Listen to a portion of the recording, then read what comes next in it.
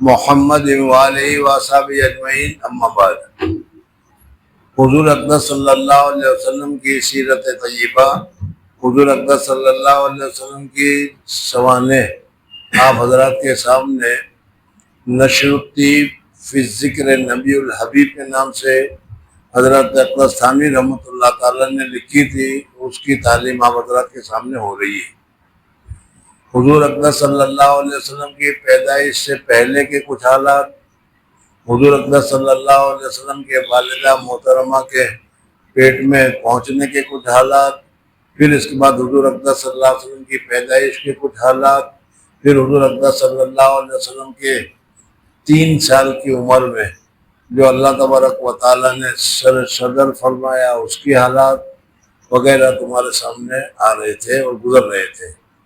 گزشتہ کل حضور اقدس صلی اللہ علیہ وسلم کے 12 یا 13 سال سے لے کر حضور اقدس صلی اللہ علیہ وسلم کے 25 سال کی عمر تک کے بہت سارے حالات بھی تمہارے سامنے آ گئے، اور 25 سال کی مدت میں حضرت خدیجۃ الکبریٰ رضی اللہ تعالیٰ عنہا نے حضور اقدس صلی اللہ علیہ وسلم کی صداقت، حضور اقدس صلی اللہ علیہ وسلم کی امانت اور حضور اقدس صلی اللہ علیہ وسلم کی خیر اور برکت وہ سارا اپنے غلام سے سنا، اور سننے کے بعد ان کو بھی احساس تو تھا کہ نبی آخر زماں پیدا ہونے والے ہیں، اور یہ سمجھ کر اس نے حضور اقدس صلی اللہ علیہ وسلم کے ساتھ نکاح کا پیغام بھیجا۔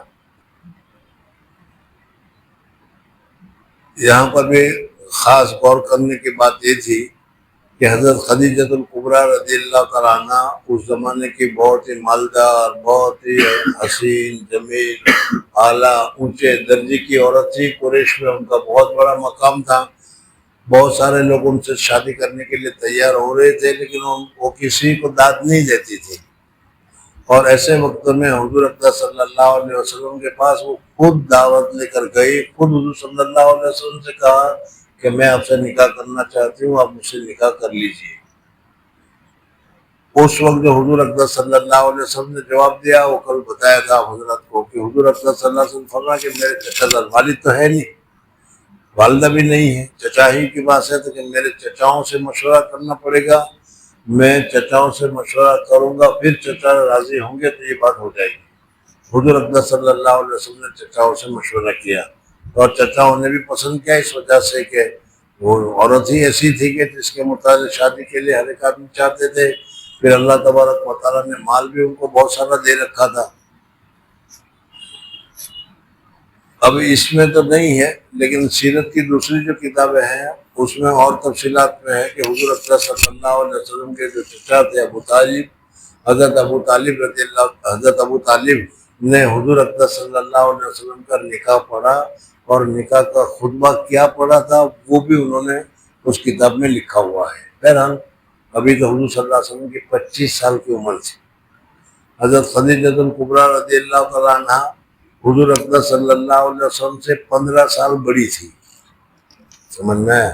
تیسری بات یہ کہ حضور اقدس صلی اللہ علیہ وسلم بالکل کنوارے تھے، کبھی شادی حضور صلی اللہ علیہ وسلم نے اس سے پہلے نہیں کی تھی، اور حضرت خدیجۃ الکبریٰ رضی اللہ تعالیٰ عنہ نے پہلے شادیاں بھی کی تھی، اور اس کے شوہر کا انتقال بھی ہو گیا تھا اور طلاق بھی دی تھی وغیرہ، مطلقہ تھی، سمجھنا ہے۔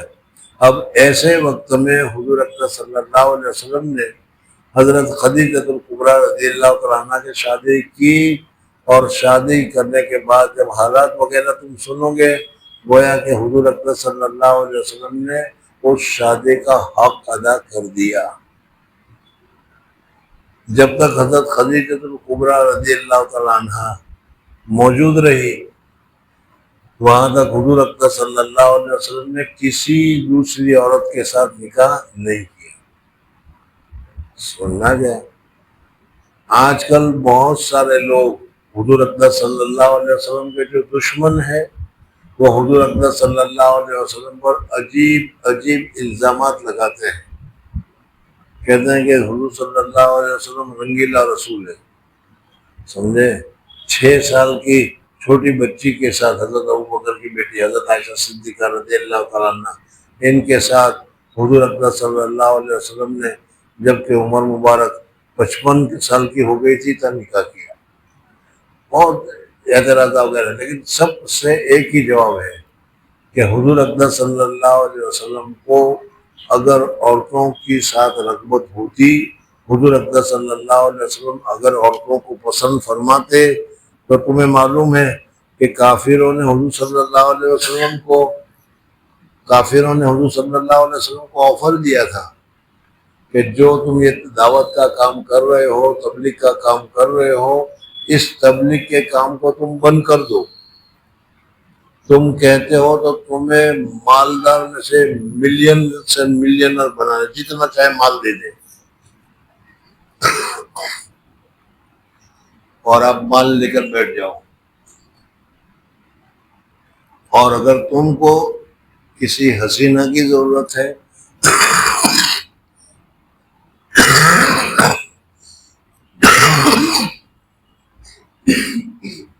کسی حسینہ کے ساتھ نکاح کرنا چاہتے ہو، تو عرب کی جون سی حسینہ کی طرف آپ رغبت بتائیں، اس کا نکاح ہم آپ کے ساتھ کر دیں.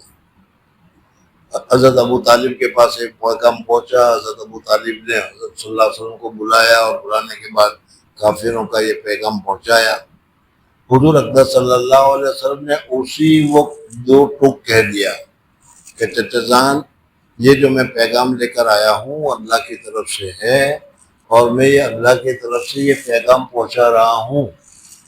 میں کسی حالت میں، کسی صورت میں یہ لوگوں کو ہدایت کی طرف لانے سے روک نہیں سکتا. یہ چاہے میرے دائیں ہاتھ میں سورج رکھ دے، بائیں ہاتھ میں چاند رکھ لے، تو بھی میں ان کی بات کو ماننے والا نہیں ہوں، اس لیے کہ اللہ تبارک و تعالیٰ کا کام ہے، اور میں اللہ تبارک و تعالیٰ کا کام کر رہا ہوں. سمجھنا گیا.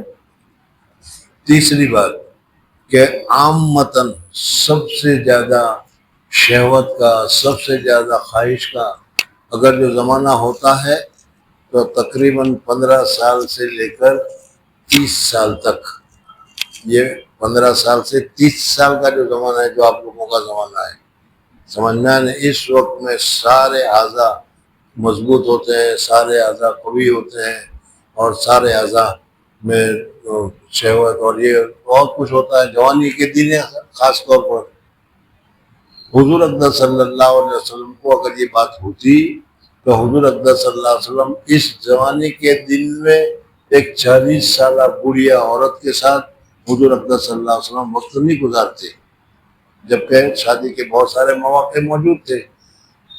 یہ صحیح ہے کہ حضور اقدس صلی اللہ علیہ وسلم کو اللہ جل جلالہ و امن والوں نے جو طاقت دی تھی وہ جنتی آدمیوں کی طاقت تھی، لیکن حضور صلی اللہ علیہ وسلم نے اس جوانی کی طاقت کو ہم لوگوں کی طرح ضائع نہیں کیا. سمجھنا ہے. ہمارے ایک بہت بڑے بزرگ گزرے ہیں، حضرت مولانا حسین احمد مدنی صاحب رحمۃ اللہ تعالیٰ علیہ. سمجھے، نام سنا ہوگا آپ لوگوں نے بھی. ان کے 60 سال کی جب ان کی عمر ہوئی، 60 سال کی، عامتاً بچے وغیرہ پیدا ہوتے ہیں وہ 40 سال کی عمر میں اسٹاپ لگ جاتا ہے. سمجھ میں آئے نہیں. لیکن حضرت مدنی رحمۃ اللہ تعالیٰ علیہ کو 60 سال کی عمر میں لڑکا پیدا ہوا، تو لوگوں نے حضرت کو بہت کہا کہ حضرت اس عمر میں لڑکا؟ تو حضرت نے جواب دیا کہ جی ہاں، تمہاری طرح ہم نے جوانی کو ضائع نہیں کیا تھا، جوانی کو محفوظ رکھی تھی، اس وجہ سے اس عمر میں بھی اولاد پیدا ہو رہی ہے. کہنے کا مقصد یہ ہے کہ یہ اکابرین، یہ مشائخ، یہ بزرگان دین، اور حضور صلی اللہ علیہ وسلم کا تو درجہ ہی اونچا تھا. سمجھنا نہیں. حضور صلی اللہ علیہ وسلم کے زندگی میں خواہشات پورا کرنا کوئی مقصود نہیں تھا.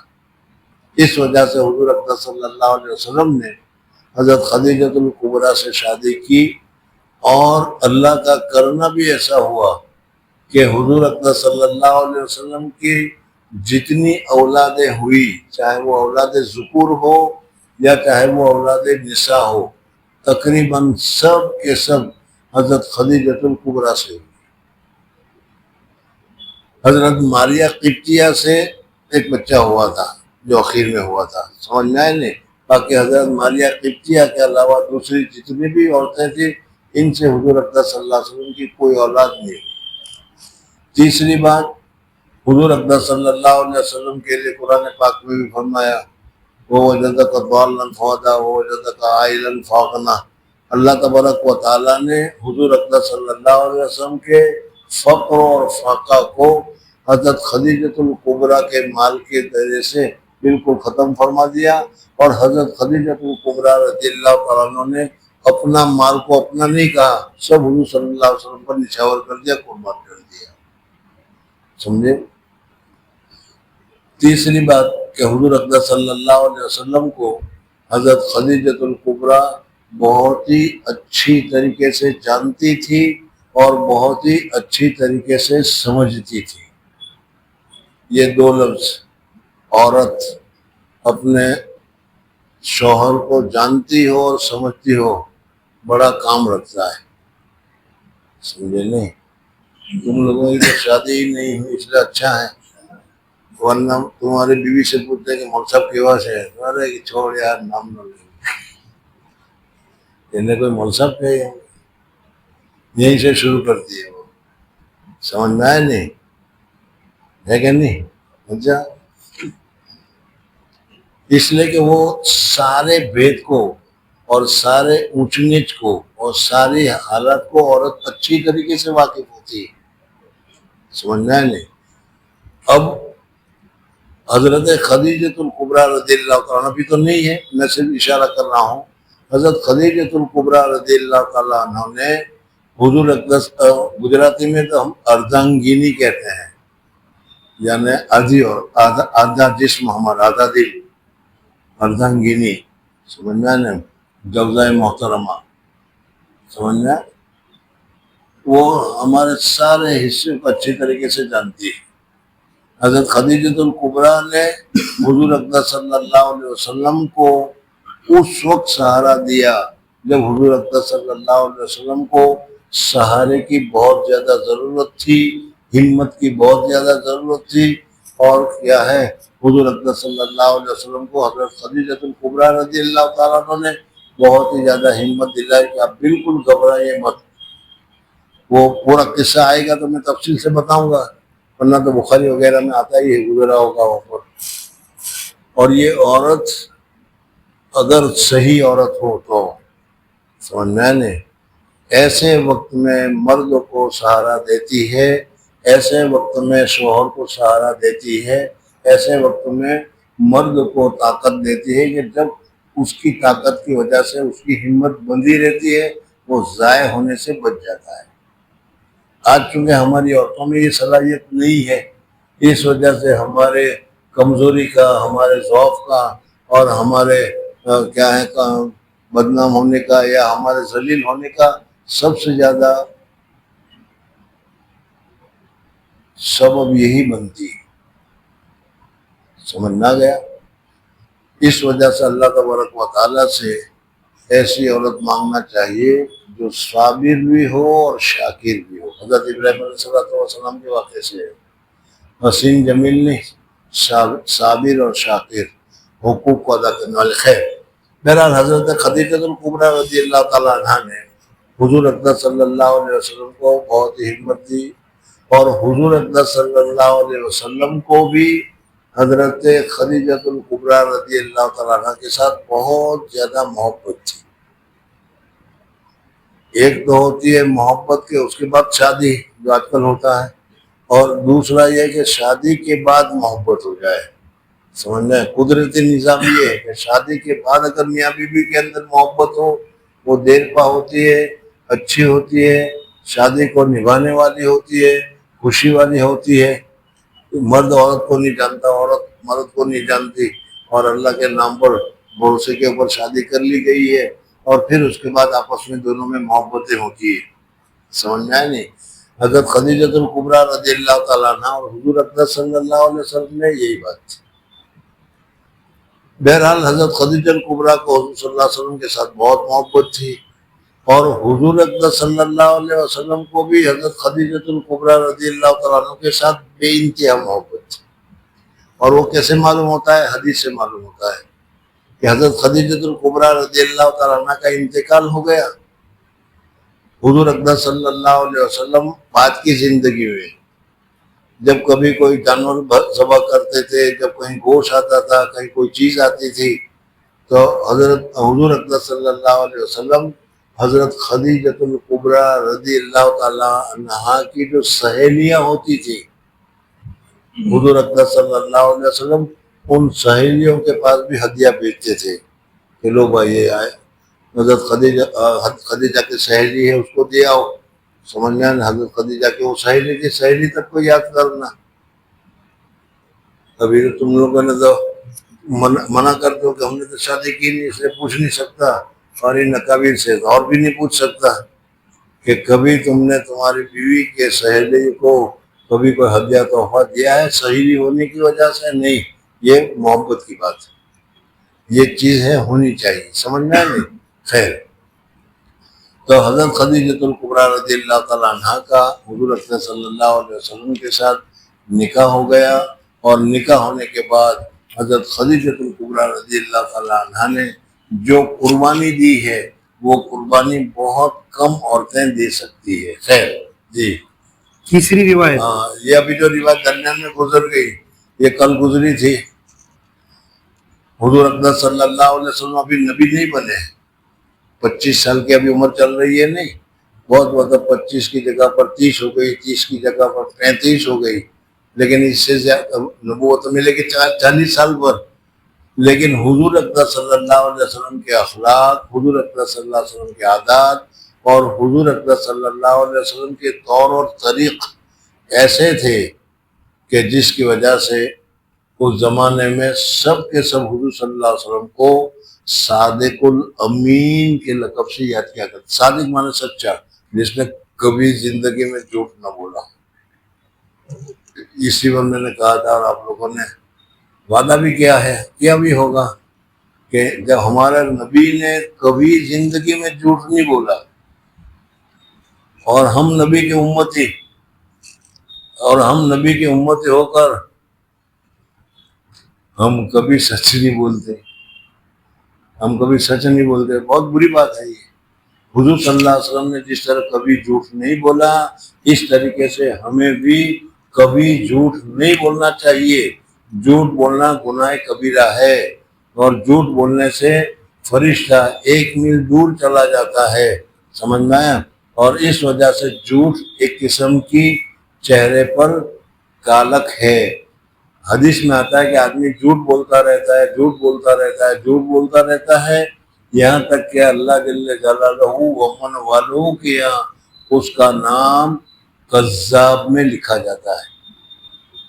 مسیلمہ کذاب، جھوٹی نبوت کا دعویٰ کرنے والا. سمجھ میں ایسے جو جھوٹ ہیں ان میں نام لکھا جاتا ہے. اور آدمی سچ بولتا ہے تو صدیقین میں نام لکھا جاتا ہے. ابو بکر صدیق اس میں داخل ہے، حضرت عائشہ صدیقہ رضی اللہ تعالیٰ عنہ اس میں داخل ہے. تو ہمیں جھوٹ سے پرہیز کرنے کی ضرورت ہے. کچھ نہیں نقصان ہوتا تمہارا، لیکن جھوٹ بولنے سے بہت بڑا دنیا میں بھی نقصان ہوتا ہے. ایک جھوٹ کو سچ کرنے کے لیے پھر دوسرے 100 جھوٹ بولنے پڑتے، یہ بھی چیزیں ہیں. اس وجہ سے جھوٹ نہیں بولنا چاہیے. بہرحال حضور صلی اللہ علیہ وسلم کا لقب صادق الامین ہو گیا. وہ زمانہ تو زمانے جاہلیت کہتا ہے، اور زمانے جاہلیت کا زمانہ یہ ہے کہ ذرا سی بات میں لڑائی، طاقت کا اظہار میں بڑا، اور سب سے بڑا طاقت کا اظہار ہوتا ہے لڑائی کے ذریعے سے. مدینہ منورہ میں 2 دوست بیٹھے ہوئے تھے، اور بیٹھے ہوئے میں ایک نے دوسرے کے پاؤں کے اوپر گھٹنا رکھ دیا، دوسرے نے اس کو اٹھا دیا. اب اس کو پھر جوش آیا تھا، کیوں اٹھایا؟ میں رکھوں گا، اس نے رکھ دیا. اب یہ تو کوئی ایسی بات نہیں تھی، لڑائی کی بات نہیں تھی، لیکن انہی میں دونوں میں جو گھٹنا رکھنے میں دونوں دوست تھے، اور دونوں میں آگے بات اتنی بڑی کہ اس نے تلوار نکالی اور اس کا گلا خون ہو گیا. اور جب خون ہو جاتا ہے تو جس نے خون کیا ہے اس کو وہ آدمی نہ مارے یا اس کے رشتے دار نہ مانے، وہاں تک وہ خون کا بدلہ ہی نہیں چلتا. تو اسی طریقے سے اس نے اس کو مارا، اس نے اس کو مارا، اور یہ لڑائی چلتی رہی، 100 سال تک آپس میں دونوں لڑتے رہے. سمجھ میں آیا نہیں؟ یہ ساری عداوتیں، یہ ساری برائیاں انسانوں میں ہوتی ہیں، لیکن حضور اقدس صلی اللہ علیہ وسلم کی جو ذات عالی تھی، نبوت نہیں ملی ہے، لیکن نبوت نہ ملنے کے باوجود حضور اقدس صلی اللہ علیہ وسلم کی صداقت اور سچائی اور اچھے اخلاق اور انصاف پسندی جو کچھ کہہ دو، حضور صلی اللہ علیہ وسلم نے اعلیٰ درجے کی تھی. اسی وجہ سے حضور صلی اللہ علیہ وسلم کو لوگ صادق الامین کہا کرتے تھے، محمد نہیں کہتے تھے، صادق الامین نام ہی ہو گیا تھا وہ. اب کعبہ شریف کی انہوں نے بنیاد تعمیر کی، کافی انہوں نے، پانی آ گیا تھا، اور وہ کعبہ شریف ویسے بھی نیچی جگہ پر ہے. اوپر کعبہ شریف میں وہاں تم جاؤ گے تو بہت سارے پہاڑوں کو توڑ بھی دیے ہیں انہوں نے، لیکن پھر بھی چاروں طرف تم کو پہاڑ نظر آئیں گے، اور پہاڑ سے سارا پانی اسی وادی میں آتا ہے، تھوڑی دیر میں بھر جاتا ہے. تو اس کی وجہ سے کعبہ شریف کا نقصان ہوا تھا، تو انہوں نے نئے سرے سے کعبہ شریف کی تعمیر کی. جب کی تو سب سے بڑا مرحلہ جو ہے حجر اسود کے رکھنے کا. اب حضرت اسود کے رکھنے میں ہر ایک اپنا اعزاز سمجھتا ہے کہ یہ کام میرا ہے، مجھے کرنا چاہیے، دوسرا کام میرا ہے، میرا کرنا چاہیے، میں قبیلے کا بڑا ہوں، مجھے. تو اس میں جنگ کا خطرہ ہو گیا. بھئی کیا فیصلہ کریں؟ کسی ایک کو تو کرنے دینے سے نہیں. اگر کسی ایک کو سپرد کیا تھا تو پھر میری ناک کٹ گئی، وہ کہتا ہے میری ناک کٹ گئی، وہ میری ناک کٹ گئی، ایسا ہی ہوتا ہے. تو پھر طے کیا کہ جو آدمی صبح سویرے، کل کو صبح سویرے جو آدمی میں مسجد میں پہلا قدم رکھے اس کو سپرد کر دو، وہ جو فیصلہ کرے وہ منظور. جبھی تو جھگڑا ختم ہوگا نا، ورنہ تو یہاں تو جھگڑا شروع ہو گیا تھا. اللہ کا کرنا ایسا ہوا کہ دوسرے دن صبح کو سب سے پہلے مسجد میں جو دروازے میں داخل ہوئے وہ حضور اقدس صلی اللہ علیہ وسلم. حضور اقدس صلی اللہ علیہ وسلم کے داخل ہوتے ہی سب کے چہرے پر اطمینان اور سکون ہو گیا. ارے بہت اچھے آدمی کے ہاتھ میں فیصلہ آ گیا، ایسا آدمی جو صادق الامین ہے، ایسا آدمی جو متقی ہے، پرہیزگار ہے، ایسا آدمی جو کسی کی رعایت نہیں کرتا، ایسا آدمی جو بہت زیادہ ذہین ہے. ایسا ہی ہوتا ہے. سارے کے سارا خوش ہو گئے. اب جب فیصلے کا وقت آیا تو حضور صلی اللہ علیہ وسلم کہا کہ اچھی بات ہے، ایسا کام کرو کہ تم لوگوں نے مجھے اپنا امیر، اپنا بڑا بنا دیا ہے، تم لوگوں نے تمہارا سارا پاور مجھے دے دیا ہے. تو اب میں جو کروں گا وہ تمہارا پاور کی وجہ سے کروں گا، تو وہ تمہاری طرف سے ہوگا. کہا کہ ہاں برابر ہے. سمجھ میں. اب حضور صلی اللہ علیہ وسلم نے کہا کہ بڑی چادر لاؤ. ایک چادر لائی گئی، اور اس چادر میں حضور صلی اللہ علیہ وسلم نے حجر اسود کا جو ٹکڑے تھے اس ٹکڑے کو حجر اسود میں رکھے، چادر میں رکھے. چادر میں رکھنے کے بعد مکہ اور مکہ کے اطراف میں جتنے قبیلے تھے، جتنے خاندان تھے، وہاں تو بادشاہ تھی ہی نہیں. یہ بھی بادشاہ نہیں ہے، لیکن بادشاہ نہیں ہے تو پھر سعودی کو کیوں کہتے ہیں؟ ایک مستقل تاریخ ہے، وہ کبھی کسی وقت ہوگا تو دیکھا جائے گا. بہرحال وہاں تو شیوخ تھے، سمجھ میں آئے نہیں. اب اپنے قبیلے کے بڑے، اسی قبیلے کے بڑے کے اوپر چلا کرتا تھا معاملہ. تو جتنے تھے ان سب کو بلایا، اور حضور صلی اللہ علیہ وسلم نے فرمایا ہر ایک آدمی اس چادر کو کونا پکڑو، اور کونا پکڑ سب اٹھا کر کعبہ شریف کے پاس لے چلو. اب یہ کعبہ شریف کے پاس جو تم حجر اسود لے آئے، کون لایا؟ کہتے میں لایا. وہ کہتا میں لایا. اس لیے سب لے آئے، جھگڑا ختم ہو گیا. اب جب رکھنا تھا تو حضور صلی اللہ علیہ وسلم نے فرمایا کہ بھائی تم لوگوں نے مجھ کو وکیل بنایا تھا، میرا جو کام، اپنا کام جو ہے وہ موکل کا کام ہے، تمہارا کام ہے، میں جو کروں گا تمہاری طرف سے ہوگا. کہ بالکل.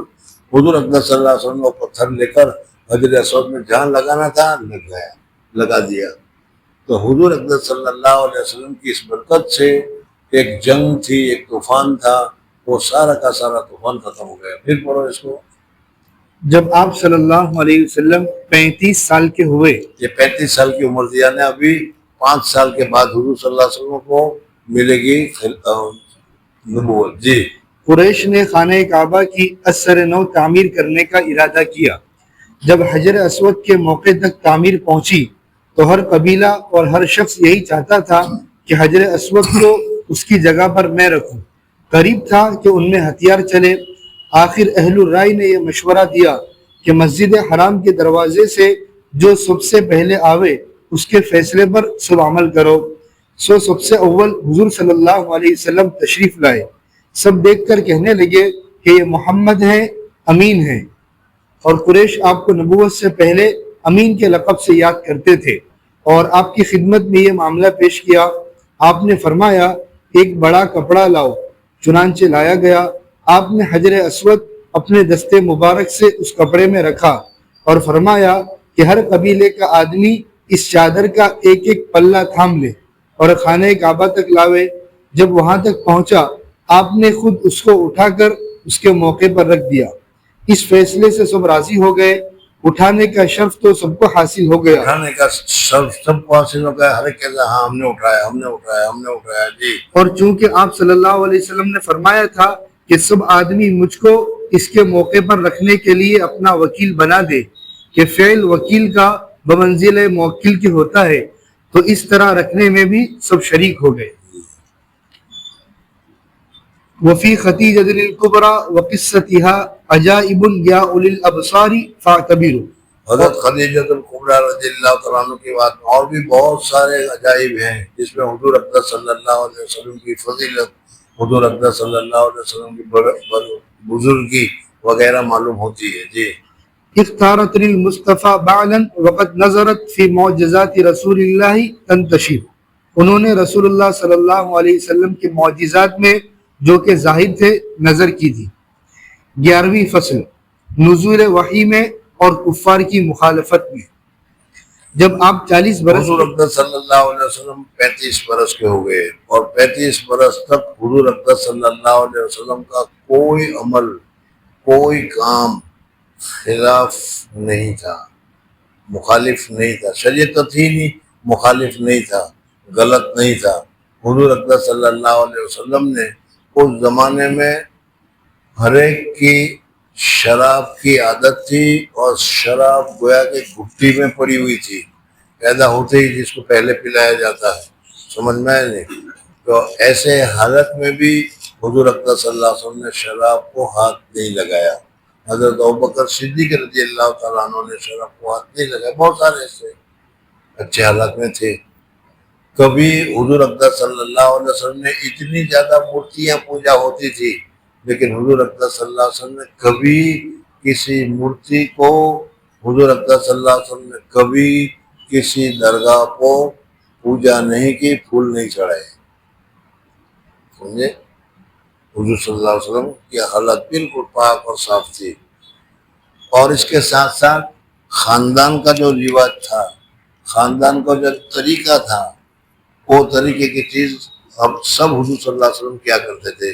یعنی حج تو چلتی تھی اس زمانے میں بھی، تو وہ حاجی لوگ آیا کرتے تھے، حاجیوں کی خدمت کرنا، حاجیوں کو پانی پلانا، اور یہ سارا کام بھی حضور صلی اللہ علیہ وسلم بھی دوسروں کے ساتھ کرتے تھے۔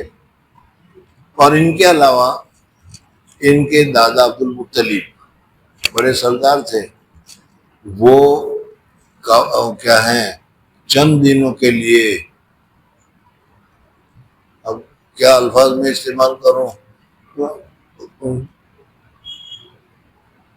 چند دنوں کے لیے لوگوں سے الگ ہو کر اللہ تعالیٰ کی عبادت میں وقت گزارتے تھے، جس کو آج کل کی اصطلاح میں تم کہہ سکتے ہو کہ اعتکاف کرتے تھے، مراقبہ کرتے تھے، یہ کرتے تھے، وہ کرتے تھے، پہلے سے یہ چلا آ رہا تھا۔ تو حضور اقدس صلی اللہ علیہ وسلم بھی اپنے اس خاندان کے رواج کو پورا کرنے کے لیے غار حرا میں تشریف لے جاتے تھے اور وہاں بیٹھ کر اللہ تبارک و تعالیٰ کی عبادت اور اللہ تبارک و تعالیٰ کے متعلق غور اور فکر اور ساری چیزیں حضور اقدس صلی اللہ علیہ وسلم کیا کرتے تھے۔ اس میں بحثیں بہت آتی ہے کہ حضور صلی اللہ علیہ وسلم کون کی شریعت کو مانتے تھے، کیا کرتے تھے، سمجھ میں آیا نہیں؟ تو آسان سا جواب میرے نزدیک تو یہ ہے کہ تمہیں بھی ہوا ہوگا کہ کبھی تم مسجد میں چلے جاؤ اعتکاف کے اعتبار سے یا عبادت کے اعتبار سے، اور وہاں جا کر بیٹھتے ہو، کیا کرو گے اس وقت تمہارے دل میں ڈالے گا اللہ تبارک و تعالیٰ، چلو قرآن پڑھتے ہیں، چلو دعا کرتے ہیں، چلو تسبیحات پڑھتے ہیں. ہمیں بھی ہوتا ہے یہ، سمجھ میں نہیں. حالانکہ یہ ادنا سی چیز ہے. تو میں یہ کہتا ہوں کہ جب ہمیں اس قسم کی چیز ہوتی ہے تو حضور اکرم صلی اللہ علیہ وسلم کو اللہ جل جلالہ ومن والوں نے غار ہیرا میں 6 مہینے تک اعتکاف کروایا، وہاں بٹھایا، وہاں سوچ رہے ہیں. تو پھر اللہ تعالیٰ نے حضور صلی اللہ علیہ وسلم کے دل میں نہیں ڈالا ہوگا کہ یہ کرو یہ کرو، جو ڈالا ہوگا وہ کرتے ہوں گے. عبادت ہی کی چیز ہے. ابھی تو شریعت آئی نہیں، ابھی تو جبریل آیا نہیں، ابھی تو اسلام آیا نہیں. لیکن حضرت آدم علیہ السلام کے زمانے سے یا حضرت نوح علیہ السلام کے زمانے سے، یا تیسرا قول کہ حضرت ابراہیم علیہ السلام کا زمانہ تھا قریب کا، تو حضرت ابراہیم علیہ السلام کے زمانے کے جو شریعت، جو احکامات، جو چیزیں تھی، حضور اکرم صلی اللہ علیہ وسلم اس کے مطابق عبادت کیا کرتے تھے. اور اس عبادت کرنے کی وجہ سے ظاہر بات ہے کہ لوگوں میں حضور صلی اللہ علیہ وسلم کا وقار اور عزت بڑھ جاتی تھی. ایک آدمی، تم میں سے کوئی ایک آدمی، تمہارا ابا جان، تمہارے دادا جان کوئی کام بڑا اچھا کرتے تھے، پوتا بھی اگر وہ کام کرنے لگے تو پوتا کی بھی عزت بڑھے گی کہ نہیں؟ تو اسی طریقے سے حضرت عبدالمطلب جو تھے وہ بھی غار میں بیٹھ کر غور فکر کیا کرتے تھے. اسی کو حضور صلی اللہ علیہ وسلم نے بھی شروع کیا تو عزت اور بڑھ گئی. اور اس وقت حضرت خدیجہ الکبریٰ رضی اللہ تعالیٰ عنہ حضور اکرم صلی اللہ علیہ وسلم کے لیے کھانا لے کر جایا کرتی تھی. روایت میں آتا ہے کہ حضور صلی اللہ علیہ وسلم خود لے کر جایا کرتے تھے. سمجھ میں آیا نہیں؟ لیکن میں یہ سوچتا ہوں کہ ہم اپنے اعتبار سے ابھی سوچتے ہیں، ہم جاتے ہیں تو 10 دن چلے، پراٹھے اور سموسے اور پتہ نہیں 10 دن تو چل جاتا ہے کہ نہیں ہے؟ لیکن وہ زمانہ تو وہ تھا نہیں. اور وہاں ملتا تھا تو اونٹنی کا دودھ ملتا تھا، بہت بہت ملتا تھا، کھجور ملتا تھا، بہت بہت ملتا تھا تو بھونا ہوا گوشت ملتا تھا. وہی کیا ہے، وہ یہاں کی ترکاری کیا کہتے ہیں اسے، وہ بھی تو نہیں تھی. سمجھ میں نہیں؟ تو حضرت خدیجہ الکبریٰ کیا بنا کر دیتی ہوگی یہی چیز. اب یہ لے گئے تو کتنے دن تک چلے گا؟ لیکن حضور اکرم صلی اللہ علیہ وسلم کو بھوک کے ساتھ رہنے کی عادت بھی تھی، اس لیے چلتا رہتا تھا. بہرحال جب ضرورت ہوتی تھی تو حضور صلی اللہ علیہ وسلم آ کر بھی لے جایا کرتے تھے. بعض روایت میں آتا ہے کہ حضور صلی اللہ علیہ وسلم وہاں کوئی آتا تو دے دیا کرتے تھے غار ہیرا پر. کچھ بھی ہو، بہرحال اس وقت مجھے یہ بتانا ہے کہ حضرت خدیجہ الکبریٰ رضی اللہ تعالیٰ عنہا کو حضور اکرم صلی اللہ علیہ وسلم کے ساتھ جو عشق تھا، جو تعلق تھا، ایک بیوی کو، حقیقی بیوی کو ایک شوہر کے ساتھ جو تعلق ہوتا ہے اخلاص والا، موجودہ زمانے کے بیوی والا تعلق میں نہیں کہتا، سمجھ میں آیا نہیں؟ تو وہ حضرت خدیجہ الکبریٰ کو تھا. کبھی کبھی مکہ مکرمہ سے جہاں وہ رہتی تھی کعبہ شریف کے پاس، وہاں سے غار ہیرا تک حضرت خدیجہ الکبریٰ رضی اللہ تعالیٰ عنہ کھانا لے کر جاتی تھی. اور جب بعد میں بھی حضور صلی اللہ علیہ وسلم تو غار ہیرا پر آتے جاتے رہے ہیں، تو اس وقت حضرت جبریل بھی کبھی کبھی بتاتے تھے کہ ابھی خدیجہ کھانا لے کر آ رہی ہے، ہمارا سلام ان کو کہہ دینا. یہ سب روایتوں میں آتا ہے یہ، سمجھنا. لیکن میں یہ بتانا چاہ رہا ہوں کہ اس غار ہیرا پر میں بھی گیا ہوں، میں بھی چڑھا ہوں، اور اس وقت میری عمر بھی بھرپور جوانی کی تھی، 30 سے 35 سال کی عمر تھی، زیادہ نہیں تھی، سمجھنا ہے. اور نیچے سے غار ہیرا تک میں گیا، بالکل وہاں تک جہاں تک حضور صلی اللہ علیہ وسلم غار میں تشریف لے جاتے تھے.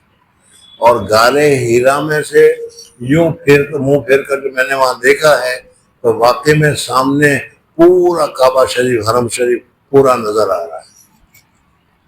روایت میں آتا ہے نا کہ حضور صلی اللہ علیہ وسلم وہاں بیٹھ کر کعبہ شریف کو دیکھتے رہتے تھے وغیرہ، بالکل صحیح ہے. ہاں، اب جو حالت ہو گئی ہے وہاں جو ابھی مکان بن گئے نا، ابھی تو بڑی بڑی بلڈنگیں بن رہی ہے، سمجھ میں آیا نہیں؟ تو اس بلڈنگ کے بننے کی وجہ سے اب غار ہیرا سے وہ صحیح جو کعبہ شریف دکھائی دے رہا ہے وہ بند ہو گیا، وہ نہیں ہوتا، لیکن پہلے میں نے خود دیکھا تھا۔ بہرحال میں یہ کہہ رہا ہوں کہ اس وقت غار ہیرا تک نیچے سے اوپر تک چڑھنے میں ہمیں 2.5 گھنٹے لگے، سمجھے؟ اور اسی وجہ سے رکھا تھا کہ بھئی غار ہیرا میں دیکھنا تو ہے، لیکن غار ہیرا میں دیکھنے میں ایسا نہ ہو کہ حرم کی 1 لاکھ والی نماز چلی جائے، اس وجہ سے حرم میں نماز بھی پڑھنی، تو یہی ہوگا کہ صبح کو جلدی سے فجر کے بعد ناشتہ کرو اور ناشتہ کر کے سیدھا پہنچ جاؤ تاکہ 11:30 بجے تک آ جائے، 12 بجے تو زور ہوگی، سمجھ میں آئے نہیں؟ میں بھی اور کیا ہے سورت کے ہمارے 1-2 ساتھی تھے، وہی مل گئے تھے راستے میں، بہرحال ملے اور چڑھتے چڑھتے چڑھتے چڑھتے چڑھتے چڑھتے پتھر میں وہاں کوئی سیڑھی بنی ہو، راستہ بنا ہو، وہ بھی کچھ نہیں۔ تو میں وہاں سے سوچتا تھا کہ اللہ، خدیجۃ الکبریٰ حضور صلی اللہ علیہ وسلم کے لیے کبھی کبھی کھانا لے کر آیا کرتی تھی، اس راستے سے آتی تھی، ایسے آتی تھی، وہ کیسی طاقت والی کیسی عورت تھی، اس کو کتنی محبت تھی۔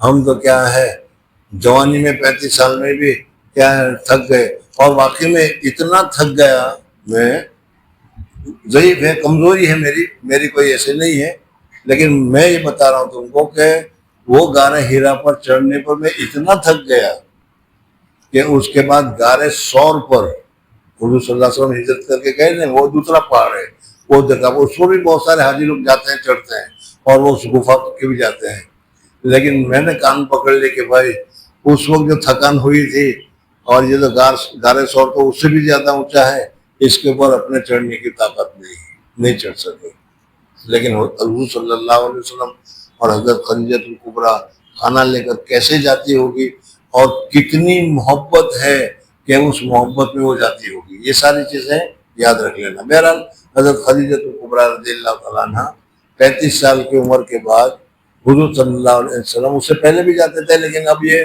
غار ہیرا میں حضور صلی اللہ علیہ وسلم 6 مہینے تک اعتکاف کیا کرتے تھے۔ جی 11ویں فصل نزول وحی میں اور کفار کی مخالفت میں۔ اب تک تو حضور اکرم صلی اللہ علیہ وسلم مدینہ منورہ کیا مکہ مکرمہ کے جتنے آدمی تھے، ان سارے آدمیوں کے آنکھوں کے تارے تھے، سمجھ میں آنے؟ سب کو حضور صلی اللہ علیہ وسلم کے ساتھ محبت، اور سب کو حضور صلی اللہ علیہ وسلم کے ساتھ تعلق، لیکن جب وہی آئے گی قم فانذر وربک فکبر وثیابک فطہر والرجز فہجر، جو کہا جائے گا، اور پھر حضور صلی اللہ علیہ وسلم دعوت دیں گے۔ اب اس دعوت کا دینا تھا کہ سارے کے سارے دشمن ہو گئے، اور دشمن بھی ایسے دشمن ہو گئے کہ حضور صلی اللہ علیہ وسلم کی جان لینے کی ترکیبیں بتانی شروع کر دی۔ سمجھ میں آ گیا؟ حضور صلی اللہ علیہ وسلم اچھے، یاد رکھنا ایک چھوٹی سی بات، کہ اچھے سے اچھا کام ہو لیکن پبلک کے پسند کے خلاف ہو، پبلک کے پسند کے خلاف ہو، سمجھنا ہے نہیں، آدمی بہت کم کامیاب ہوتا ہے۔ اس وجہ سے ایسا کام ہو تو اس میں ہاتھ ہی نہیں ڈالنے کا، سمجھنا ہے؟ لا الہ الا اللہ پبلک کی پسند کا کام نہیں تھا۔ ارے وہ جو 360 بتوں کی پوجا کیا کرتے تھے، ان کو لا الہ الا اللہ کہاں سے پسند آتا؟ اس وجہ سے سارے کے سارے حضور اکرم صلی اللہ علیہ وسلم کے دشمن ہو گئے، اور دشمن کی کیا کیفیت ہوئی وہ ساری تمہارے سامنے آئے گی بھی آگے۔ جی جب آپ صلی اللہ علیہ وسلم 40 برس کے ہوئے، آپ کو خلوت محبوب ہو گئی، آپ غار ہیرا میں تشریف لے جاتے اور کئی روز رہتے۔ یعنی ایک ہی 40 سال میں نہیں، اس سے پہلے بھی حضور صلی اللہ علیہ وسلم جایا کرتے تھے، اسی وجہ سے میں نے 35 سال کے بعد بتایا کہ حضور صلی اللہ علیہ وسلم جایا کرتے تھے، کئی دن 6 مہینے تک بھی وہیں رہے۔ اب ظاہر بات ہے کہ 6 مہینے میں کھانے کی کئی مرتبہ ضرورت آئے گی، حضرت خدیجہ الکبریٰ وہاں پہنچاتی تھی۔ جی اور نبوت سے 6 مہینے پہلے سے आप सच्चे और वाज़ेह ख्वाब देखने लगे थे। اب دوسری بات یہاں یہ ہوئی کہ اس طریقے سے حضور صلی اللہ علیہ وسلم غار ہیرا میں ہیں، اور غار ہیرا میں کیوں رہتے تھے، کیا ہے اس کی وجہ، وجوہات بھی میں نے بتائی۔ آدمی تنہائی میں رہتا ہے تو بہت سارے گناہوں سے بچتا ہے، گناہوں کے سوچ اور گناہ کے حالات سے بچتا ہے، اور بہت ساری چیزیں ہوتی ہیں۔ تو حضور اکرم صلی اللہ علیہ وسلم اس طریقے سے غار ہیرا میں 6 مہینے تک رہتے تھے، اور اللہ کو غور کرتے تھے، اللہ کا دھیان کرتے تھے، اللہ کو سوچتے تھے، اور حضور اکرم صلی اللہ علیہ وسلم کو اللہ تبارک و تعالیٰ کی طرف سے نصرت ہوتی تھی، مدد ہوتی تھی۔ آج کل ہمیں بھی مدد ہوتی ہے لیکن ہم کرتے ہی نہیں۔ اگر تم یہ چاہتے ہو کہ بہت ساری پریشانیاں ہیں، بہت ساری الجھنیں ہیں، بہت سارے حالات ہیں، گھر کے حالات ہیں، محلے کے حالات ہیں، سمجھ میں آیا، حکومت کے حالات ہیں، گورنمنٹ کے حالات ہیں، یہ سارے حالات ہر ایک کے اوپر ہیں، اور اس حالات کو دور کرنے کی کوشش بھی کرتا ہے۔ لیکن اگر کوئی آدمی رمضان میں اعتکاف کی نیت سے مسجد میں جا کر بیٹھ جائے اور 60 پورا کیا مہینہ اللہ کی عبادت میں لگائے، تو پھر اس کے دل میں ایسی دل جمی اور ایسی طاقت اور ایسی حالت پیدا ہو جاتی ہے کہ پھر ان ساری چیزوں سے کیا ہے مقابلہ کرنا اس کے لیے مشکل نہیں ہوتا، آسان ہو جاتا ہے۔ ہوتا ہے کہ نہیں؟ سمجھنا ہے؟ تو اسی طریقے سے حضور اکرم صلی اللہ علیہ وسلم وہاں کعبہ شریف میں پہنچے۔ وہاں ایک تو یہ بھی بتایا کہ حضور صلی اللہ علیہ وسلم غار ہیرا میں کیا کرتے تھے، کہا کہ بیٹھ کر کعبہ شریف کو دیکھا کرتے تھے اور سوچا کرتے تھے کہ اللہ کا گھر ہے، کیا ہے کیا ہے، کس طریقے سے۔ اچانک حضرت جبریل علیہ السلام تشریف لائے۔ اب جبریل علیہ السلام اور ان کی کیفیت وہ تو بہت ہی دوسری ہے، سمجھ میں آیا؟ قوم لوط کی جو بستی ہے گجرات جتنی ہوگی، وہاں وہ گڑبڑ کی، اللہ نے ان کے اوپر عذاب ڈالا، تو حضرت جبریل علیہ السلام نے اپنا ایک پر مارا اور ایک پر پوری زمین کو اٹھا کر اتنے اونچے لے گئے کہ فرشتوں کی تسبیح ان کو سنانے لگی، اور مرغیوں کی، جانوروں کی آواز اوپر تک پہنچی، اور وہاں سے حضرت جبریل نے پلٹی کھائی۔ آج وہ ڈیڈ سی جہاں ہے، وہ ڈیڈ سی اسی وجہ سے، سمجھ میں آیا نہیں؟ بہرحال ایسی تو وہ طاقت والے ہیں۔ اللہ تبارک و تعالیٰ کے فرشتوں میں سب سے اعلیٰ، سب سے اونچے، سب سے پہلے نمبر کے اگر کوئی فرشتہ ہے تو حضرت جبریل علیہ السلام ہے۔ حضرت جبریل علیہ السلام شکل میں آئے، انسانی شکل میں۔ پہلے تو حضور صلی اللہ علیہ وسلم کو پتہ نہیں چلا کہ کون آیا، کیا ہوا، لیکن پھر حضور صلی اللہ علیہ وسلم کو پتہ چل گیا کہ یہ کون ہے، سمجھ میں آیا؟ اور آ کر حضرت جبریل علیہ السلام نے کہا کہ پڑھو۔ حضور اکرم صلی اللہ علیہ وسلم نے فرمایا کہ مانا بقارین، میں پڑھا لکھا نہیں ہوں۔ تو حضرت جبریل علیہ السلام نے حضور صلی اللہ علیہ وسلم کو دبوچا، دھوچا، جیسے تم ایک دوست کو دوسرے دوست کو ملتے ہو اور بھیجتے ہو، اسی طریقے سے۔ چل کیا ہے، کچھ ابھی شروع ہے، چل سنا، ہم بھی بند کر لیتے ہیں، چلو پھر کل بتائیں گے۔ اور نبوت سے 6 مہینے پہلے سے آپ سچے اور نبوت کے 6 مہینے سے پہلے سے حضور صلی اللہ علیہ وسلم وہاں بیٹھتے تھے۔ ظاہر بات ہے کہ آدمی تخلیہ اختیار کرے گا، اللہ تبارک و تعالیٰ کے ساتھ تعلقات جوڑنے کی کوشش کرے گا۔ میں کہہ رہا ہوں آج بھی ہو سکتا ہے، لیکن ہم کرتے نہیں، اس وجہ سے کہ اگر آج بھی ہم اللہ تبارک و تعالیٰ کی معرفت حاصل کرنے کے لیے، اللہ تبارک و تعالیٰ کی محبت حاصل کرنے کے لیے اگر ان تمام جمیلوں سے تھوڑا سا ہٹیں تو بہت جلدی اللہ تبارک و تعالیٰ ہمارے دلوں میں اپنی محبت پیدا کر دیتا ہے، جس کو ہم نسبت سے تعبیر کرتے ہیں۔ آج بھی پیدا ہوتی ہے لیکن ہم اس کی طرف متوجہ ہی نہیں ہوتے، اس کی جگہ پر مال دولت کی طرف میں رہتے ہیں اور اسی میں چکر کھاتے رہتے ہیں۔ تو حضور اکرم صلی اللہ علیہ وسلم جب وہاں 6 مہینے تک اعتکاف میں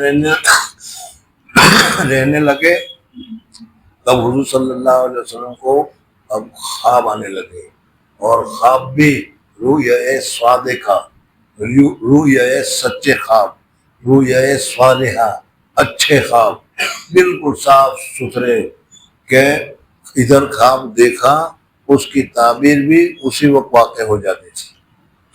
یعنی اس خواب کو دکھلانے سے اللہ جل جلالہ و من والہ حضور اقدس صلی اللہ علیہ وسلم کو دنیا کے جھمیلے سے نکال کر آخرت کی طرف متوجہ کر رہے تھے۔ سمجھنا نہیں، 6 مہینے تک ایسا ہی ہوا۔ حضور اقدس صلی اللہ علیہ وسلم جو دیکھتے تھے خواب بالکل وہی ہوتا رہتا تھا، وہی سامنے آتا، بالکل صاف صاف ہو رہا تھا۔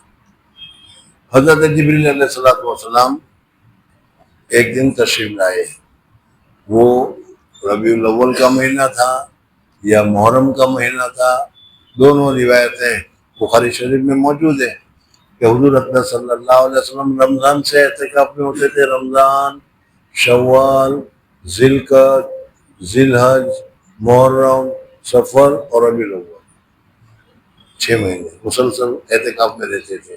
یہ اس طریقے سے تو یا تو رمضان میں ہے، شہر رمضان الذی انزل فیہ القرآن، قرآن میں کہا گیا ہے، یا حضرت جبریل علیہ السلام ربیع الاول میں ہے، جیسا کہ اس روایت سے معلوم ہوتا ہے حضرت جبریل علیہ السلام غار حرا میں تشریف لائے۔ اس وقت تک حضور صلی اللہ علیہ وسلم کے دل و دماغ میں نبی نبوت کا کوئی خیال نہیں، سمجھنا ہے۔ اور حضرت جبریل علیہ السلام آ گئے اور آ کر کہا کہ پڑھو۔ اب پڑھو کے لیے کیا کہا؟ تو کہا کہ ویسے ہی جیسے استاد درسگاہ میں بیٹھا اور کہتا چلو پڑھو، یہ بھی ہے۔ یا یہ نہیں کہ ہو سکتا ہے کہ کوئی تخت یا کوئی پتھر پر یا مخمل پر کچھ لکھا ہوا تھا، وہ ان کو بتایا کہ یہ پڑھو، اور حضور صلی اللہ علیہ وسلم کہا کہ میں ماں نبی قاری میں بھی پڑھا لکھا نہیں۔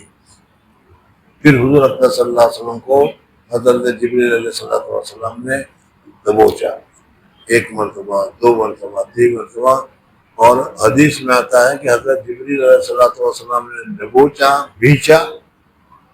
حضرت جبریل علیہ السلام نے اپنی طاقت کے مطابق انتہائی درجے کو، ہائی لیول کی طاقت پوری کی، حضرت جبریل نے دبانے۔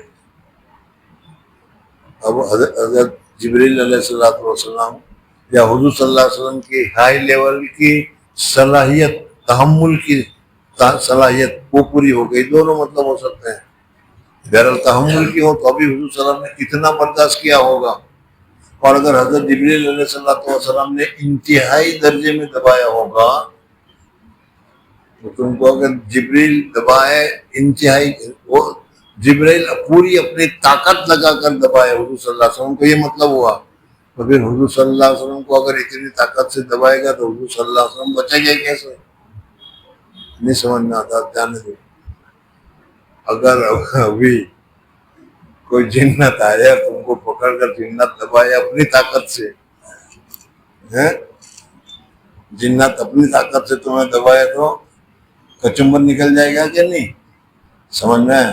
تو اب اس کا مطلب کیا ہے؟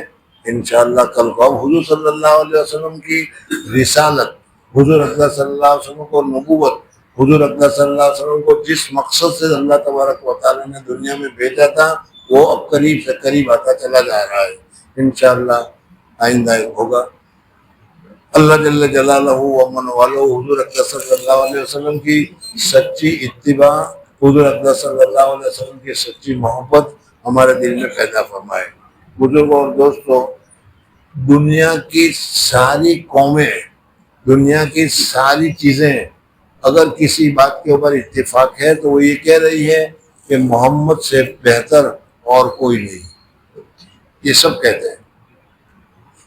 ہمارے تو نبی ہے، لیکن ہندو دیکھو تو ہندو، عیسائی دیکھو تو عیسائی، بڑے مصنفین دیکھو تو سب یہ کہتے ہیں کہ محمد سے بڑھ کر اور کوئی نہیں، ایسا رسول ہم کو ملا ہے۔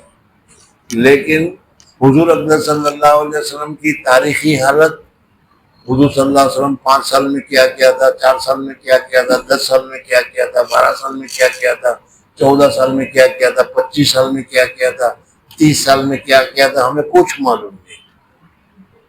25 سال میں کیا کیا تھا، 30 سال میں کیا کیا تھا، 25 سال میں کیا کیا تھا، 30 سال میں کیا کیا تھا، 25 سال میں کیا کیا تھا، 30 سال میں کیا کیا تھا، 30 سال میں کیا کیا تھا، ہمیں کچھ معلوم نہیں۔ بھئی تمہارا رسول ہے، تم کو اتنی محبت ہے تو پھر اس کو معلومات حاصل کرنی چاہیے، سیرت کی کتابوں کو دیکھنا چاہیے. ہم لوگ دیکھتے نہیں، اس وجہ سے ہمیں اپنے رسول سے محبت ہی نہیں.